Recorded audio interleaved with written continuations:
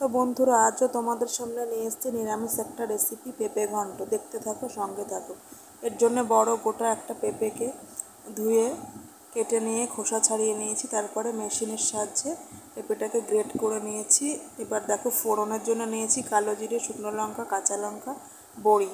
তো কড়াইতে তেল দিয়ে আগে বড়িগুলোকে উপর নিচ ভালো করে লালচে লালচে করে ভেজে নিতে হবে। তো দেখো বন্ধুরা, যখন বড়িগুলো পুরোপুরি লাল হয়ে ভাজা হয়ে আসবে, ওটাকে একটা ঝাঁঝরির সাহায্যে বড়িগুলো তুলে নিতে হবে।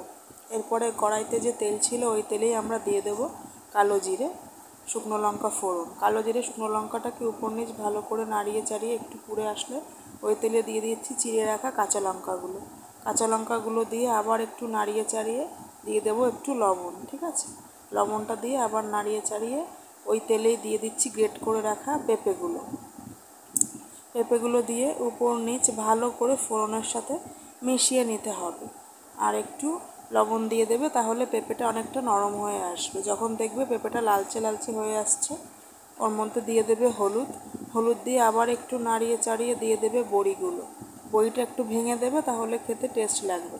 তারপরে পরিমাণ মতো চিনি দিয়ে যখন সেদ্ধ হয়ে আসবে পেঁপেটা, উপর নিচ নাড়াতে থাকবে।